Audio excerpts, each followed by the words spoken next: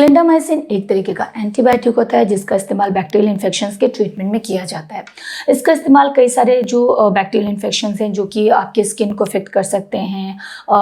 Abdomen को affect कर सकते हैं, हार्ट है, अलग अलग सॉफ्ट टिश्यूज़ हैं, या फिर पोस्ट ऑपरेटिव जो इन्फेक्शंस होते हैं उनको भी ट्रीट करने के लिए इस दवाई का इस्तेमाल किया जाता है। तो बहुत सारे बैक्टीरियल इन्फेक्शंस में इस एंटीबायोटिक का इस्तेमाल किया जाता है। बेसिकली ये जो एंटीबायोटिक है क्लिंडामाइसिन है, ये बैक्टीरियल ग्रोथ को रोकता है, उसको बैक्टीरियाज को फर्दर ग्रो करने से रोकता है, जिसकी वजह से जो इसका इन्फेक्शन है फर्दर स्प्रेड नहीं हो पाता है। इसका इन्फेक्शन जो है इसको रोकता है।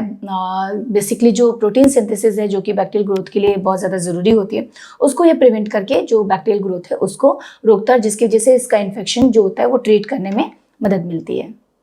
जो क्लिंडामाइसिन है ये मार्केट में अलग अलग नामों से अलग अलग ब्रांड्स के द्वारा मौजूद है और इसके जो रेट्स हैं उसी हिसाब से वेरी करते हैं। जैसे कि जो इसका अगर हम स्टार्टिंग रेंज की बात करें तो 60 रुपीज़ से स्टार्ट है। फर्दर इसके रेट में वेरिएशन अलग अलग ब्रांड्स के हिसाब से आता रहता है, जो कि लगभग हर दवाई के लिए सटीक होता है कि जितने भी अलग अलग ब्रांड्स के द्वारा दवाइयाँ होती हैं उनके रेट में उस तरह से वेरिएशंस आते हैं, लेकिन सेम कंपोनेंट होता है, उनका जो इफेक्ट होता है वो सेम होता है। अच्छा, जैसे कि मैंने पहले बताया कि ये एक तरीके का एंटीबायोटिक है, तो जो जिस तरीके से आपके डॉक्टर ने इस दवाई को प्रिस्क्राइब किया है, जितने डोज में जितने ड्यूरेशन के लिए, बिल्कुल आपको उसी तरीके से इस दवाई को फॉलो करना चाहिए। क्योंकि ये एंटीबायोटिक है, अपने आप से आपको खुद से नहीं लेना चाहिए। इस कंडीशन में सेल्फ मेडिकेशन बिल्कुल अवॉइड करनी चाहिए।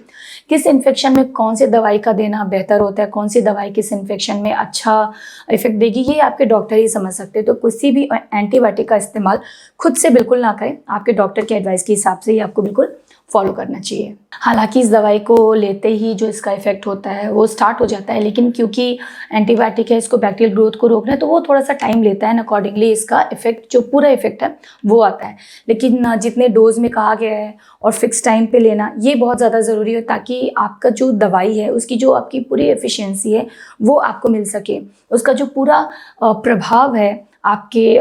ट्रीटमेंट में वो पूरी तरह से तभी मिलता है जब आप उसी डोज में इस दवाई का इस्तेमाल करते हैं और फिक्स टाइम पे ही दवाई को फॉलो करते हैं लेना, तो आपको जो उसका पूरा प्रभाव है वो अच्छे से मिलता है। तो बिल्कुल कभी भी ऐसा ना करें कि आप ये क्लिंडामाइसिन ले रहे हैं, आपको जितने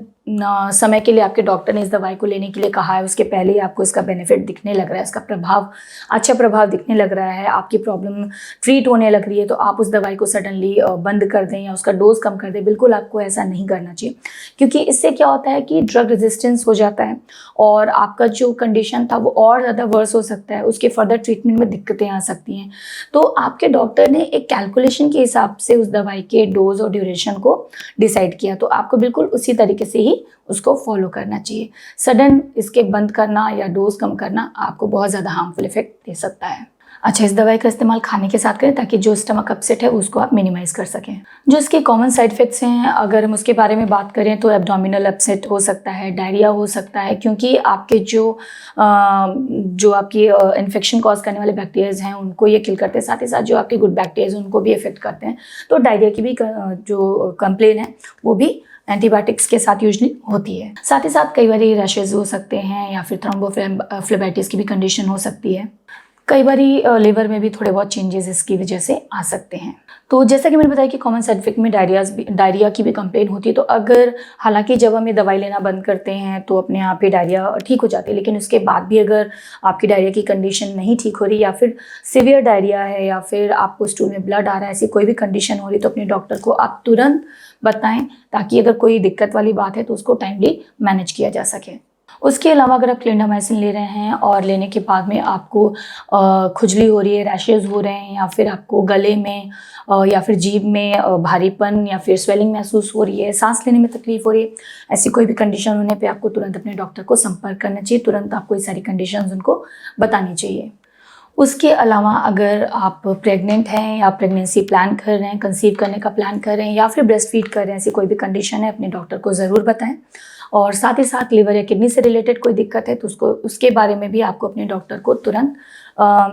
अपने डॉक्टर को ज़रूर इन्फॉर्म करना चाहिए। उसके अलावा अगर और भी कोई जिस चीज़ के ट्रीटमेंट के लिए आप गए हैं, जिस इन्फेक्शन के ट्रीटमेंट के लिए आप गए हैं, उसके अलावा और भी कोई आपको अंडरलाइन मेडिकल कंडीशन है, पहले से और कोई बीमारी है, कोई और तकलीफ है आपके शरीर में, उसके बारे में भी आपको अपने डॉक्टर को ज़रूर बताना चाहिए। साथ ही साथ किसी और दवाई का या फिर सप्लीमेंट का आप इस्तेमाल कर रहे हैं, उसके बारे में भी आपको अपने डॉक्टर को इन्फॉर्म करना बहुत ज़्यादा ज़रूरी हो जाता है,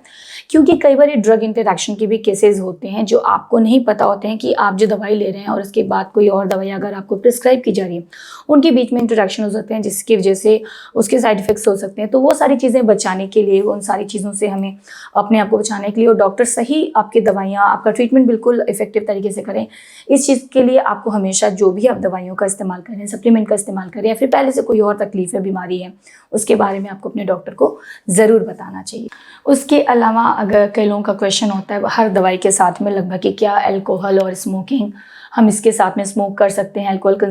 कंजम्पशन उसका हम कर सकते हैं? तो ना सिर्फ ये, बल्कि मैं हर दवाई के साथ, क्योंकि ओवरऑल जो स्मोकिंग है या फिर अल्कोहल कंजम्पशन है, ये हेल्थ के लिए बहुत ज़्यादा ख़राब होता है।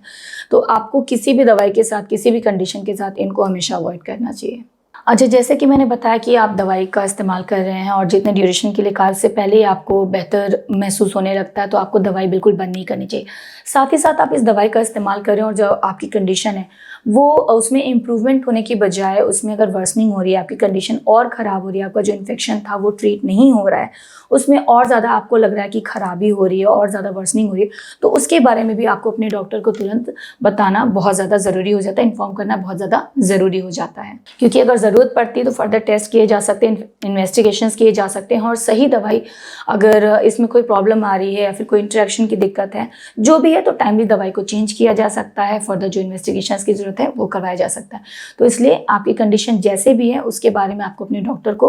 बताना बहुत ज़्यादा ज़रूरी होता है। और जब दवाई लेते हैं उसके जितने दिनों बाद आपको डॉक्टर ने दोबारा फॉलोअप के लिए बुलाया है, उसके लिए भी जाना काफ़ी ज़्यादा ज़रूरी होता है, ताकि आपकी कंडीशन डॉक्टर प्रॉपरली चेक कर सकें और आपकी दवाई कितनी ज़्यादा इफेक्टिव हो रही है, उसका क्या प्रभाव है, वो आपके डॉक्टर देख सकें। यहाँ पे एक बहुत ज़्यादा ज़रूरी चीज़ ये होती है जो मैं हमेशा एडवाइस करती हूँ कि जब भी आप कोई दवाई लेते हैं तो हमेशा ध्यान रखें कि जो दवाई है वहाँ पे कहीं भी इसमें कोई लीकेज नहीं होनी चाहिए, उसकी जो पैकेजिंग है वो प्रॉपरली होनी चाहिए, उसकी सील प्रॉपरली होना चाहिए, और उसकी जो एक्सपायरी डेट है उसको आप ज़रूर चेक करें, उसके बाद ही दवाइयाँ खरीदें। ओरिजिनल दवाइयाँ खरीदना, सही दवाइयाँ खरीदना बहुत ज़्यादा ज़रूरी होता है। हमारे डिस्क्रिप्शन बॉक्स में जो लिंक दिया गया है वहाँ से आप ओरिजिनल दवाइयाँ ऑर्डर कर सकते हैं। तो ये थी क्लिंडामाइसिन के बारे में जानकारी। इसके अलावा भी अगर आप कोई सुझाव देना चाहते हैं, फिर और कुछ जानना चाहते हैं, तो कमेंट बॉक्स में जाके हमें ज़रूर बताएं।